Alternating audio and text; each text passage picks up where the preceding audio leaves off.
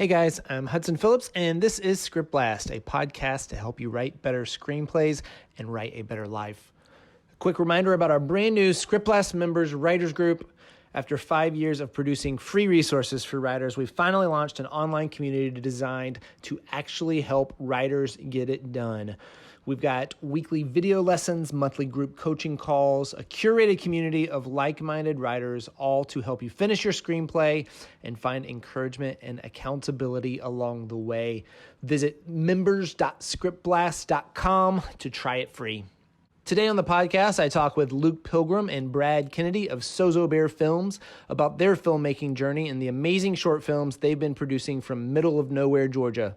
We'll talk about how to write low-budget, high-quality genre films, the importance of finding a filmmaking partner, how to knock self-promotion out of the park, and whether film school is worth it.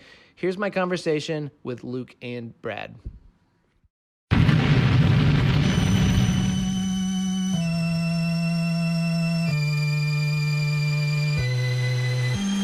right, Luke and Brad, thank you guys so much for being here.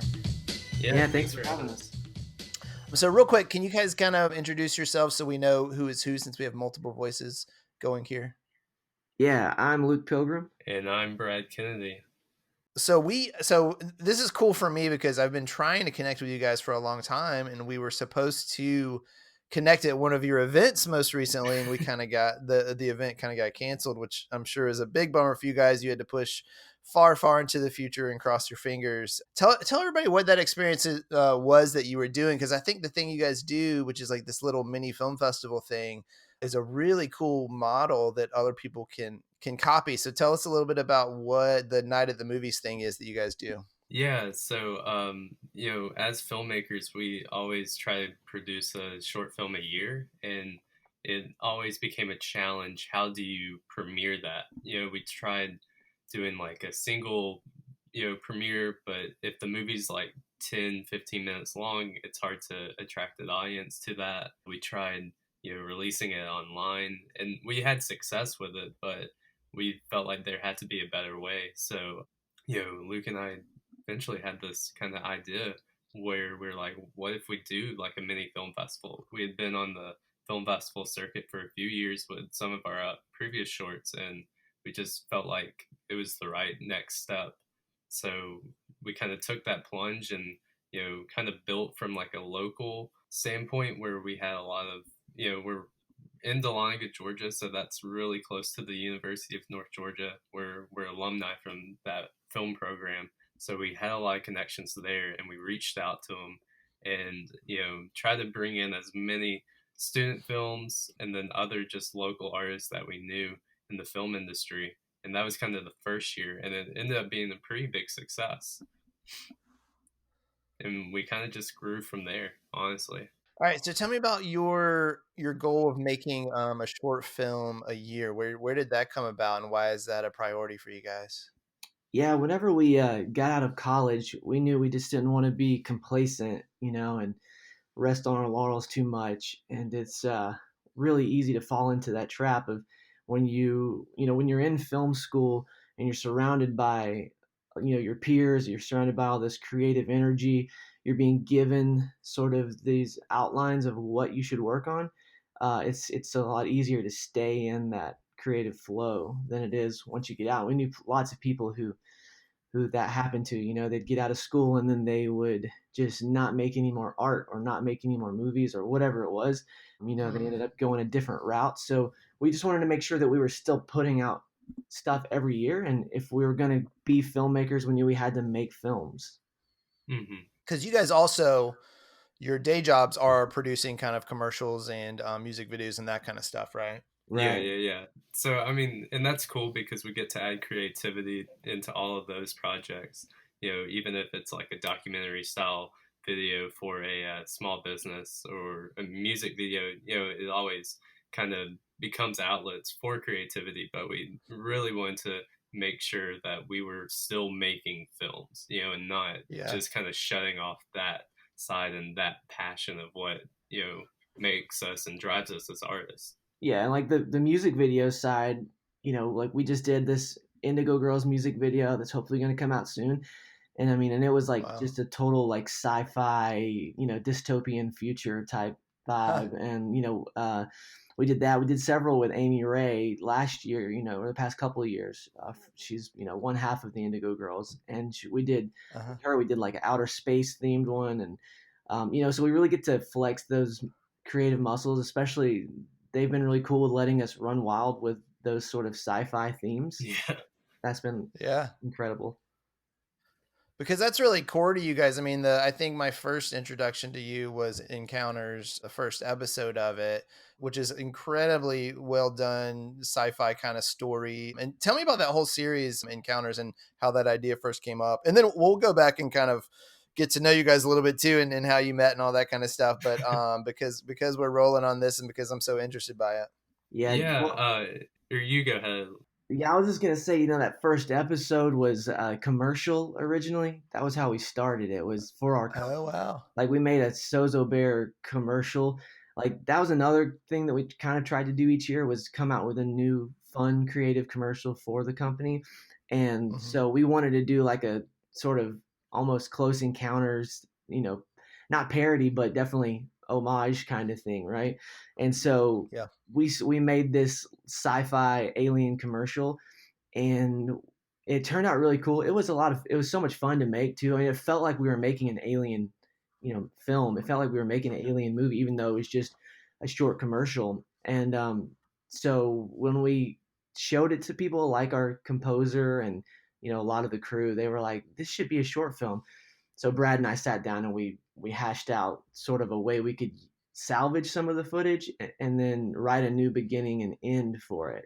So literally like Uh, the abduction scene and basically him taking out the trash and being abducted. Is that all that was, Brad? I think that was all we Yeah. used. Yeah, that whole part, because it's like the beginning and the end, like we had different actresses playing his mom from the huh. commercial into, we kept the main actor, Grady Port, who was in one of our previous short films, Sunnyside Drive. So we kept him, but yeah, it was like such a challenge to have to almost work backwards. You have the scene and it's shot and it's in the book, but it's like, how do you rework and almost make a solid story with just one scene in the middle of your plot, the inciting incident. Yeah. Right. Yeah. Wow. That makes it even more amazing. So you turned that into Encounters, which became an ongoing kind of anthology series thing, right? Now, was that intentional, or was it like, hey, we're doing these shorts a short a year anyways, let's kind of theme it together a little bit? It was kind of like one of those things. Once we figured out, okay, what is the story of the first episode, and really once we figured out the theme, be careful what you wish for, it just got our brains rolling, and we started just coming up with kind of log lines and quick pitch ideas for future. We didn't even think of them as episodes, I don't think, at the moment. It was more like, well, this could kind of fit that, Uh-huh. and it was like, oh, and this could fit that too, and this, and then we were like, well, why not just make a whole series out of it? It was just a really organic process, I felt like, where it just kind of went from one step, to another, and then suddenly we're like, yeah, I guess we're making a series. All right, cool. So let's go back. First of all, did you guys both grow up in Georgia? Yes. Yeah, I grew up in Cleveland, Georgia. So, and then Brad grew up in Dade County, Georgia, like Yeah. way up in almost to close to Chattanooga. Yeah. So a couple guys growing up basically middle of nowhere, but you love film, and I'm assuming loving the kind of stuff you make, which is this really cool like sci-fi and fantasy type of stuff, right? For sure. Okay. Were you guys making things in high school already? I mean, kind of playing around. We both kind of had similar starts where we were doing like stop motion videos with camcorders, Cool. and enlisting our friends and family to be in little shorts. And then I know for me personally, Luke has a different story and he can kind of delve into that. But a lot of my creative outlet with film in like middle school and high school was just anytime I could make take a project and be like, hey, can I turn this into a video instead of doing like a PowerPoint presentation or a poster? I would. So that was kind of how I turned a lot of my schoolwork into creative outlets with film. Yeah, I had a like you said, we were both probably pretty into doing like stop motion and things like that. My parents owned a video like rental store when I was a kid. Like, Oh, wow. yeah, they like rented VHS tapes, for years. Huh. So I was exposed to it really young. My dad would always sit me down, and show me the classic movies at a young age too, real young. I'm like watching 2001: A Space Odyssey, and I'm like, Dad, this is so boring, because I couldn't I couldn't like wrap my head around, why Stanley Kubrick is a genius, but it was cool because my dad, I think he really had a good taste in that stuff. And because he had to check out movies for what he wanted to rent, he would always get these screeners early and stuff like that. So I was exposed to a lot of movies. My parents they own their own business, so they're always gone. So I would be at home by myself, just with nothing to do, and especially in the summer. So I wasn't like an outdoorsy kid, or like athletic kid. So I was always taking the camcorder, making stop motion movies, stuff like that. And then, Yeah. like eventually I got into music, and that was really where my life went for many years. I was touring in a band, as a musician, like all over the country. And that is where I started making music videos, just because we couldn't afford to really hire people. And now I know why those people were charging so much, because I make music videos for a living now. Right. But Yeah. but at the time I was just like, dude, we could just make these ourselves, And I think probably a lot of people think that, but luckily I think I actually had an eye for it, started doing that. And then when I was 25, I decided to go back to college for film, and that was where I met Brad. Gotcha. So you guys both were at University of North Georgia, is that right? Yeah. Hmm. We've bumped into the film program there a couple times over the years, and I've just heard incredible things about it. Is film school something that you would recommend to most people? That's like, I feel like the age old question, right? And Yeah. I don't know, for me, I think, obviously I met Luke and a lot of people who we're still like really close friends with. I think the education side of it's always good, and you could always probably go the Tarantino route or whatever and learn it all on your own. But I Yeah. think the networking is really essential because, you know, you can meet and find people who are like-minded, who can kind of build this crew and family that you then work with for the rest of your film career. There's so many people there, that are like in the same place that you're at. So Hmm. like they are also cool with like working for free, and all of you guys like working together to try to make some kind of piece of art together, which is you're at a unique place in life where you may not be in a few years or whatever, where people are already like establishing their careers and things like that. So film school is a great place where you can learn a lot and learn how to collaborate. Yeah, well, let's talk about that a little bit because you guys are filmmaking partners. You guys met in college. You've been doing stuff, I'm assuming, since that moment together. And I really believe, at least in my own filmmaking, that having that partner, having someone to be a constant source of encouragement, to be a constant source of collaboration, is why I'm at where am today. Like, if I was on my own, I don't think I would be able to overcome the number of obstacles that you face every day as a filmmaker and especially as a writer. And so, talk a little bit about that. Like, how has that relationship been important to you guys, and what kind of difference it's made?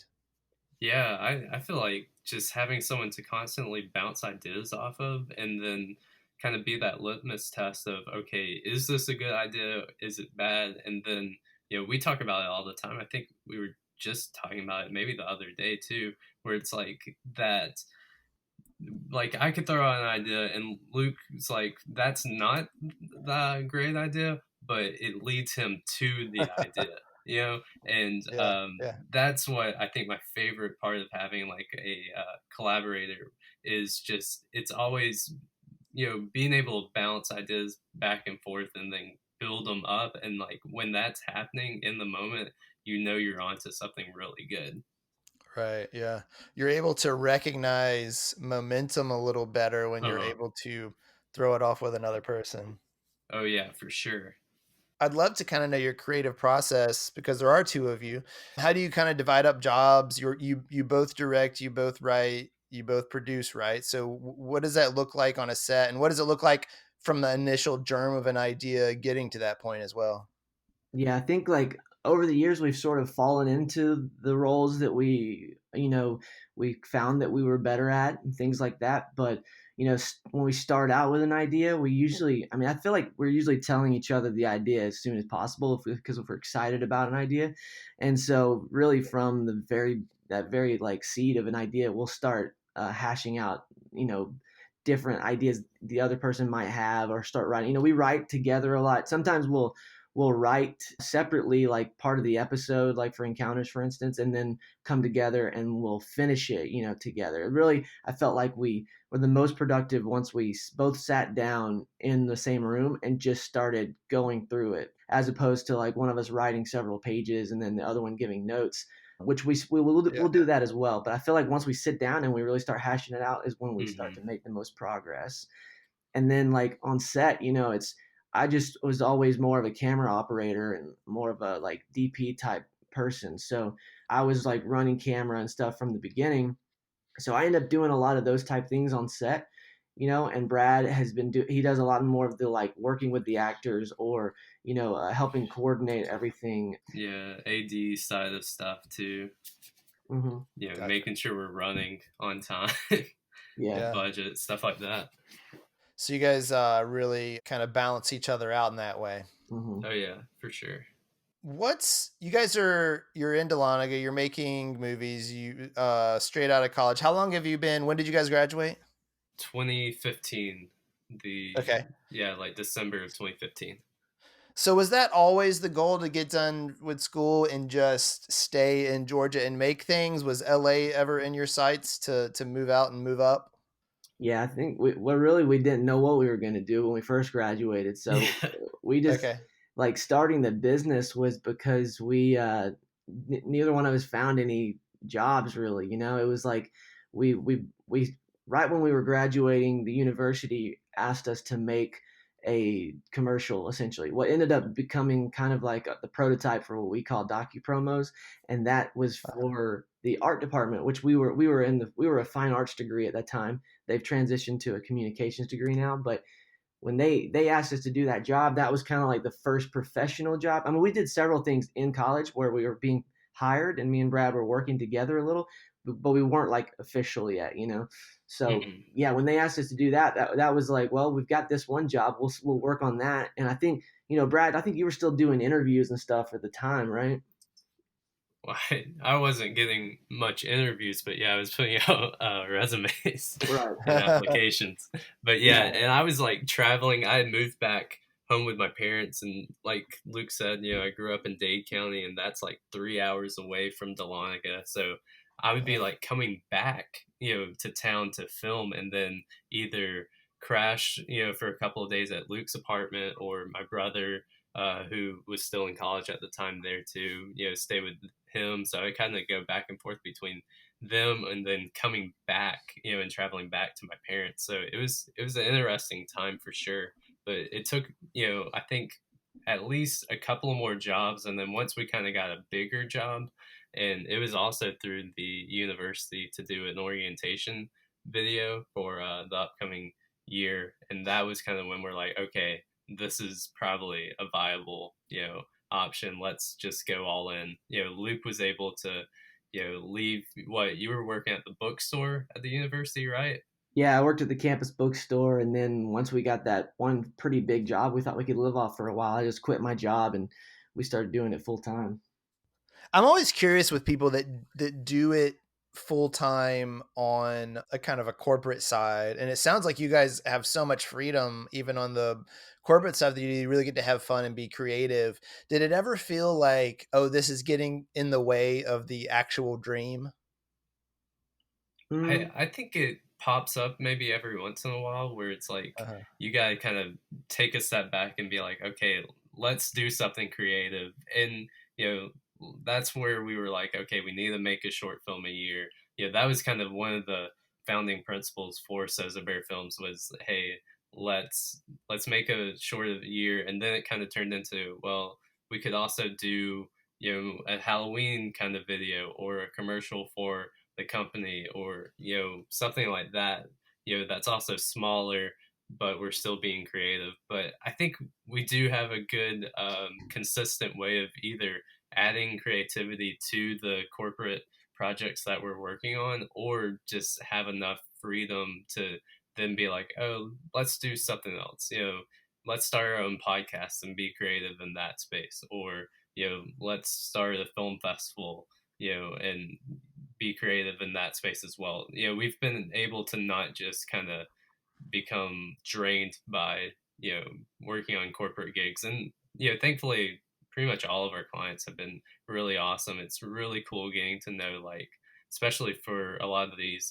smaller businesses, their story, and being able to almost pivot and still be storytellers. We're not writing scripts for them, but we're being able to edit and put together videos that kind of has a beginning, middle, and end, like you would writing a script.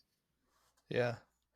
So what is the end goal for you guys? What are your big goals and where you want to be? Is it making feature films? Is it staying in Dahlonega and doing kind of your own indie film thing? What's the big end point for you guys? I think we definitely we want to make feature films, if that's, making indie features or whatever it is, and obviously Sozo Bear is a big part of our what we do and what our direction is and everything. So it's like we want to keep growing that, keep growing the company, like we brought on our first employee, Ellis, this past year, and he's been an incredible help to have that third person to, bounce ideas with, for one, but also take on that workload of those corporate jobs. And he's a VFX artist, so we've like really expanded what we can do visually, because he can help us with all this VFX work.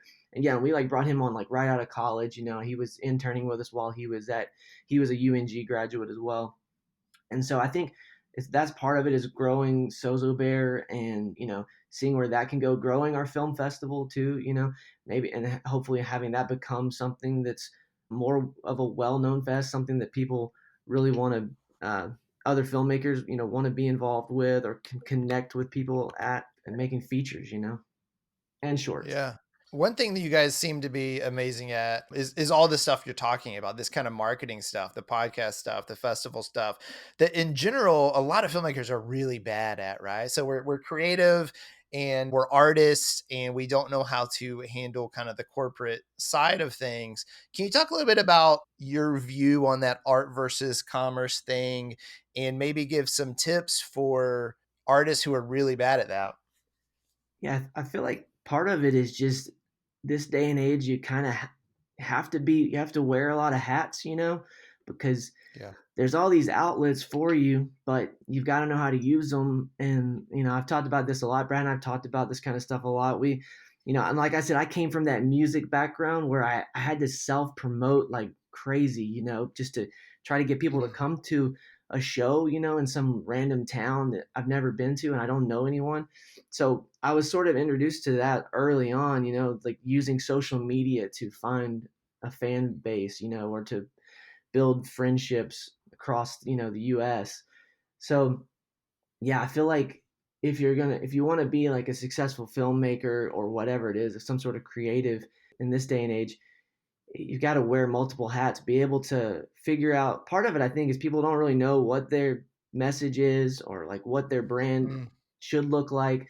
So that's probably the first battle, or the first, step. Figure out what you're about, how do you want to be perceived to the public, and that perception is really everything, because it's like you how you portray yourself is how they're gonna accept you. That's how they're gonna think of you. So figuring out what you want to be Yeah. portrayed as, I think, is that first step.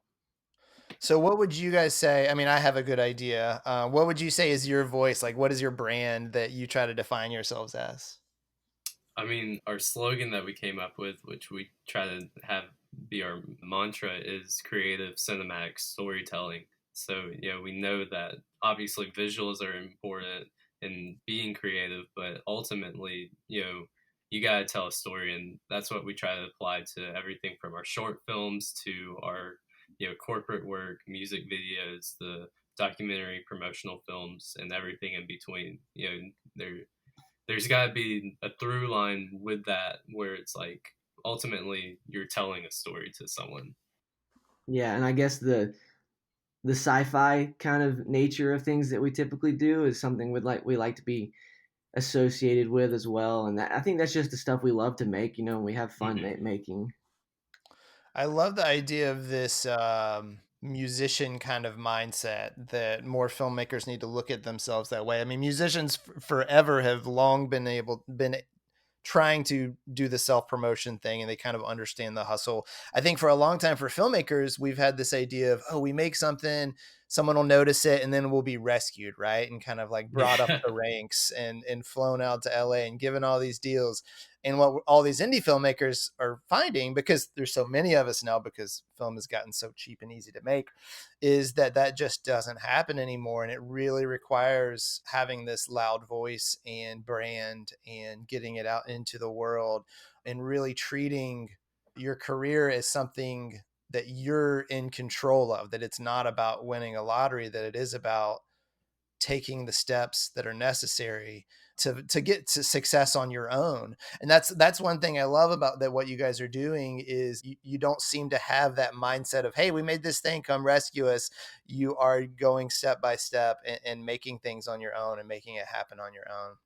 Yeah, Yeah. I feel like it's that a lot of people do have that mentality, and I've never heard someone put it so easily into words. But yeah, everyone, I remember growing up just thinking, I wanted to make movies since like the second grade, and my parents would always be like, "Well, how are you going to get there?" I'm like, "I don't know. I'm just going to make movies." And in my mind, I was always thinking, yeah, someone in Hollywood's going to write me a big fat check for Yeah. millions of dollars and be like, yeah, go make your passion project. And as I got older, I quickly learned that that wasn't going to happen. You kind of had to take those steps and start doing it on your own. And yeah, no one was going to just suddenly go, hey, we really like what you're doing, so we're going to rescue you and bring you up to the Hollywood ranks. It's pretty much in your control, and that's which is a really good thing. It's not one of those, you're not, once you realize that's not the option, that someone's going to just give you a millions of dollars checks to make whatever you want, and it's really on you. That's kind of motivation, I feel like, to just be like, okay, let's get boots on the ground, let's start making some movies and really make a filmography and put your Yeah. stamp on the world. And musicians, you know, realize that because there's no gatekeepers anymore, you know, like in the music world, because you can Yeah. reach people anywhere now. So it's like that's how it used to be back in the day, you know. It's like you wanted to be a famous musician or in a band or whatever, it's like someone had to discover you and someone had to like get you on the radio, all that stuff. But that just doesn't exist anymore. And there's all these outlets where you can reach a real fan base. And I think for us it's like applying that to filmmaking was just a natural direction. And it's like I don't know that we're, you know, are even concerned about, you know, making a Hollywood movie or anything like that. You know, I think it's just we're just continuously taking the next step, and if we can make a better movie each time, you know, that's just really Hmm. our goal, you know, just to keep being able to make the type of movies that we want to make and get better as filmmakers. And then, you know, hopefully that'll naturally take a progression to where we just keep, you know, building more of a fan base, and hopefully meeting more people like you, Hudson, you know, more filmmakers and people who are like-minded out there. Yeah, it's interesting. A lot of it comes down to mindset of a filmmaker first starting out saying, hey, Hollywood's where I want to be. And you see it as this separate thing, this line to be crossed, this end goal, right? When in Hmm. reality, you guys are going out, you know, in real time, and you're already doing the thing that you want to be doing one day, right? So Yeah. if our mindset is, hey, I want to make movies, I mean, like if you were a kid and you could see yourself right now and you're like, oh my god, I'm making movies, I'm doing that for a living, this is an incredible thing. But most Mhm. people might look at that and be like, oh well, you know, they're making short films, they're making corporate things, whatever, but that's making movies, right? And it's all about that Hmm. mindset of like, why are you doing this? Are you is making movies and writing and those things, do those bring you joy? Then you can go do those right now. You don't need to be on the other side of that line in order to do those things. Yeah, Oh, for totally. sure. I feel like a lot of people kind of have that end goal success, but you just need to look at like every step and be like, I'm successful because I'm enjoying what I'm doing. It Yeah. doesn't matter if I'm, making millions of dollars or not, and it doesn't matter if I'm, have the biggest stars in my movie or anything like that. It's like, this is the dream. I'm making movies. Yeah. Yeah. So I want to talk a little bit about, we're kind of talking about this mindset thing. I think for a lot of people where it gets frustrated is expectations, right? So I'm going to do A and I'm going to get B and it's going to lead to C and then to D, and that doesn't happen. A lot of people get frustrated and give up. I'd love to talk a little bit about what are some of those hurdles that you guys have faced? What are the things, the biggest struggles that you've bumped up against and had to be creative to work around or to push through and keep going at this thing? Yeah, I mean, I guess it's, budget. It's like the thing everybody probably struggles with is figuring out how to be creative on a budget, because that's where I guess the reality sets in when you're like, I don't really need Hollywood to make movies, but it's like I do need some kind of a budget, right, to be able to make a Right. decent movie for the most To part, compete. Yeah. Right. Yeah. Like pretty much anybody can. I mean, like I always tell people, if like they have a phone or a camera or anything, they can make some kind of short film and get their feet wet. But if you're really wanting to get out there and get into like film festivals and all that, you need a little bit of a budget. But you can totally stretch that budget like crazy, and we've just become experts at how to stretch a dollar and how to, and a lot of that comes down to just being willing to put in a crap load of work, and being willing to make all the props yourself, if you have to, things like that, because we just don't have the budget usually to hire like an art director or, a lot of these Mhm. positions that you wish you had. And so, yeah, I think that's probably been an obstacle, is just figuring out how to make a movie on a budget. And that also Hmm. comes down to just like Brad was talking about earlier, those relationships, people we met in film school, whatever it is, having those people we can count on to call to work on movies, and like we don't ask people to work for free, but it's like there's definitely been plenty of times where there's people who are helping us out at definitely a discounted rate from what they would normally charge, just because we have this relationship. Mhm. Yeah, I would piggyback on that too, where it's like, even to the aspect of screenwriting, Mhm. working within the budget. So if you're like, hey, we only have a couple $1,000s, but, obviously we can't afford this location that was written, either, for Luke and myself, we try to write, we'll write whatever we want, but then also in the back of our minds think, okay, how can we realistically pull this off? And, you know, so you're not writing secret government agency unless you're like, oh, we know this one room and we could kind of dress it up that way. But, you're not having people run through hallways of the White House or something. So, I know on our second short film, Sunnyside Drive, it was originally, and we worked with another writer, Adam Neal, on that one. And the way the script was written, it was in the suburbs, but obviously we needed two houses for the movie. And at that stage of our career, we just didn't think it would be possible to convince, two different households to let us use their homes for pretty much no budget. Yeah. So Luke had the awesome idea that he has family who has lake houses up in Hiawassee, Georgia, and we could use both of them. So we then, had to kind of rework the script, Huh. around the location, but, it ended up working pretty well. So I think it's always that willingness to, you know, once you have the script done, like you want to kind of stick to it, but also, you need to be realistic to what you can actually work with. Right.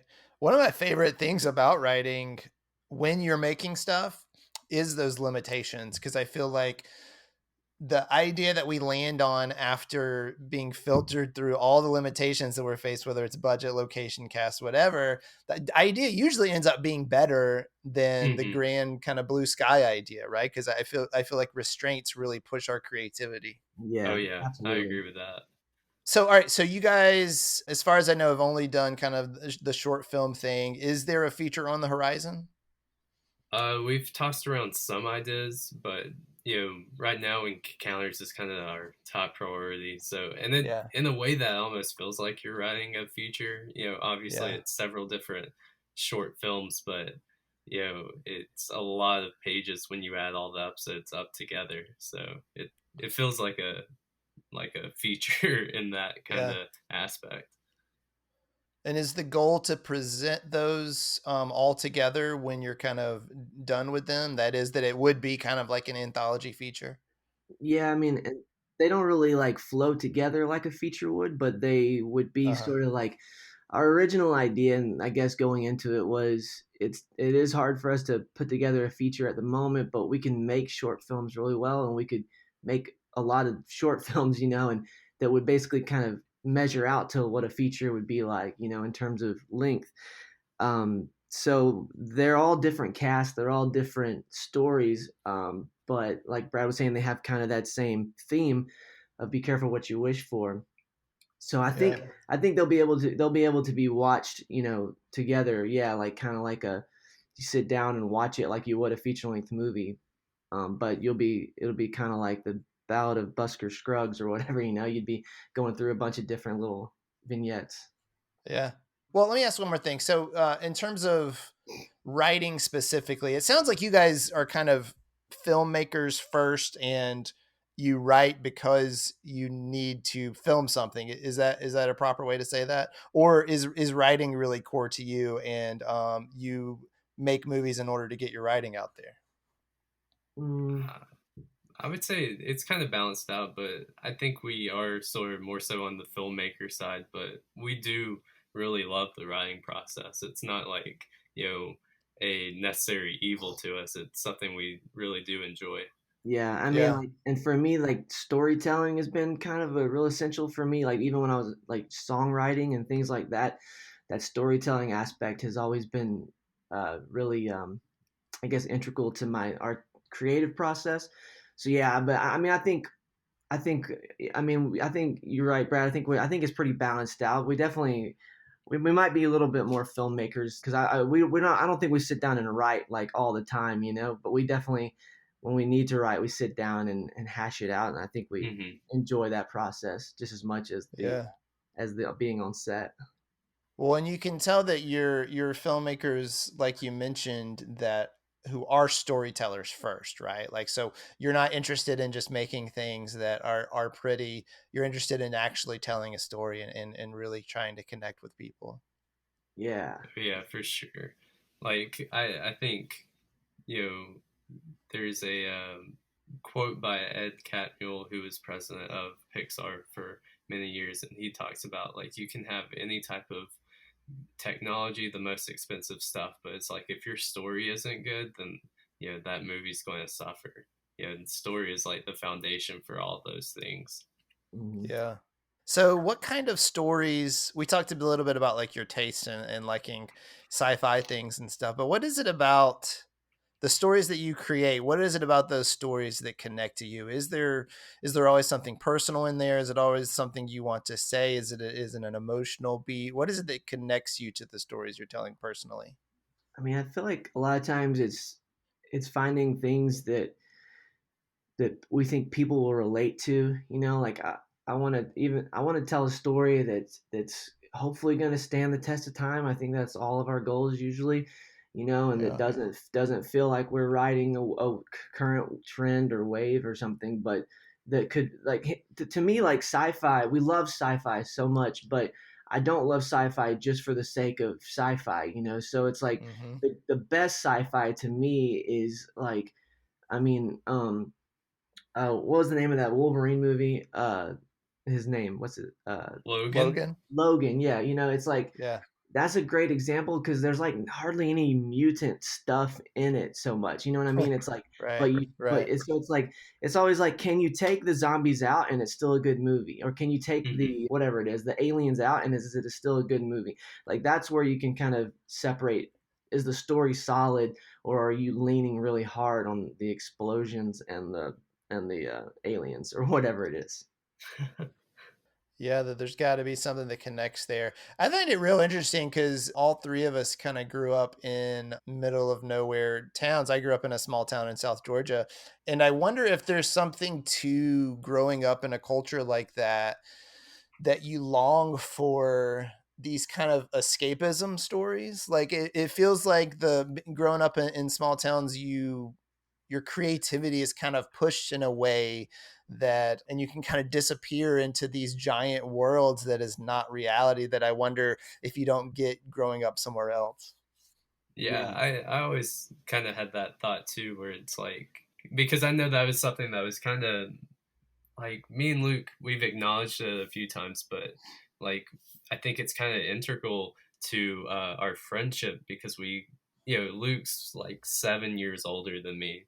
I went into college right out of high school. He came back after his music career, but Mhm. we both kind of had that small town atmosphere and upbringing, and I think even though he's a little bit older, we kind of have that shared experience where we knew similar worlds. And to me, that's one of the reasons I love like the Coen brothers stuff too, even though that's not sci-fi, is I think they do a really good job of kind of showcasing those fringe and like small town communities and how like actual American people like act and look and feel, Right. you know Yeah. um but yeah, I think definitely growing up kind of longing for something bigger than your current circumstances, that definitely was a big thing of my childhood.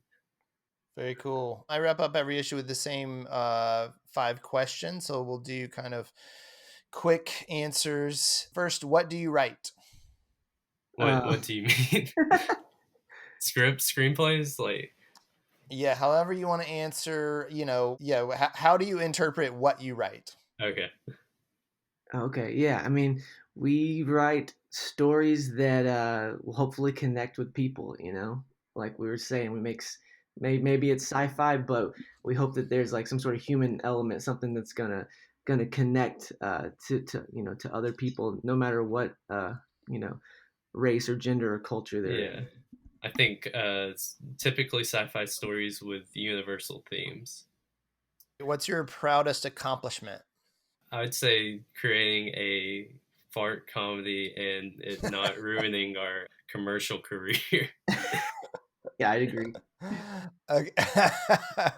Okay, hold on. We need to pause there for a second because I haven't seen this short, and you'll have to remind me the name of it. But I have seen all the laurels that it's gotten and played multiple film festivals, and seemed to be a big success for you guys.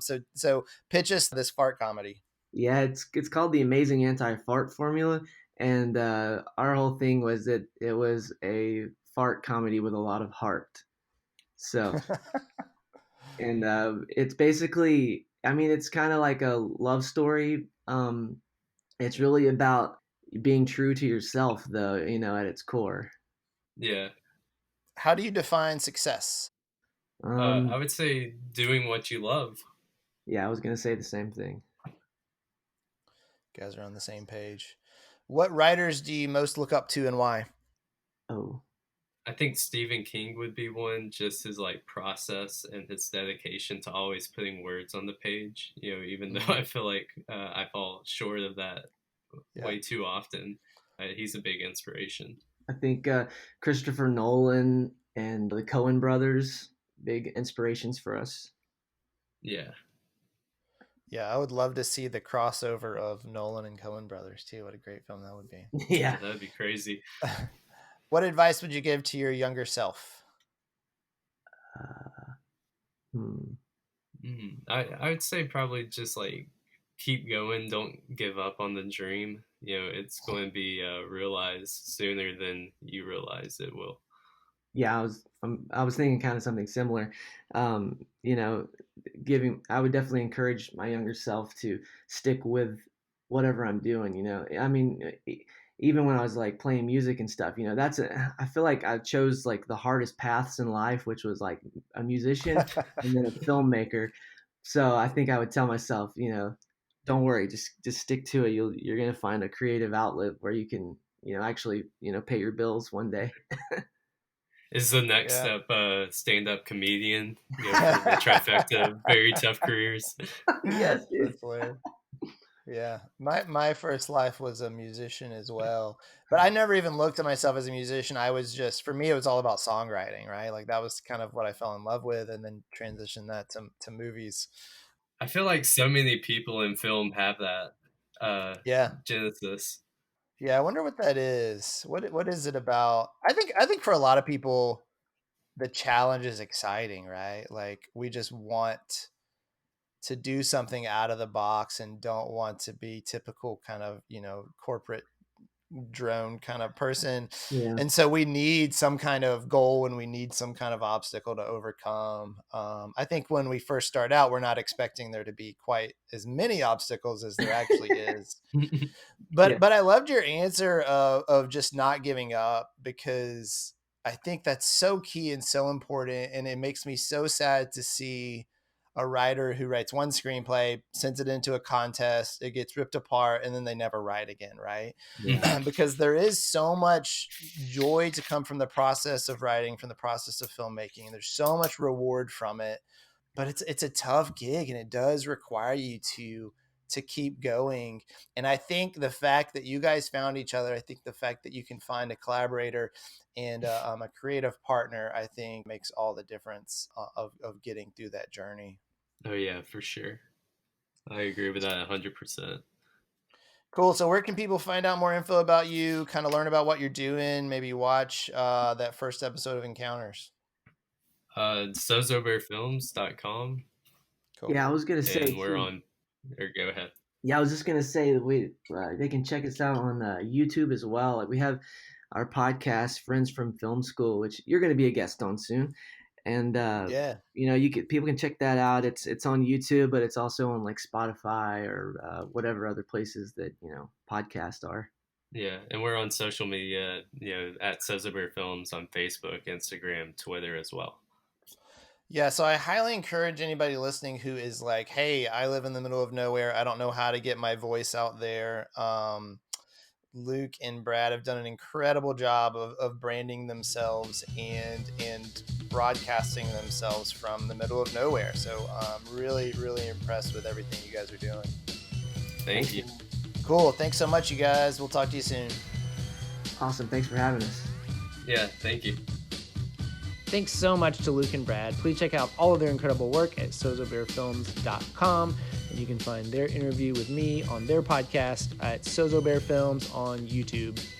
If you're looking for more inspiration, collaboration, and accountability, I highly recommend you check out ScriptBlast Members, an online productivity and accountability community to help you finish your screenplay and upgrade your network. Try it free at members.scriptblast.com. And if you have any questions about the screenwriting journey, you can always reach me at Hudson at scriptblast.com. I would love to hear from you and hear about your writing journey. See you next time. Thanks. Bye.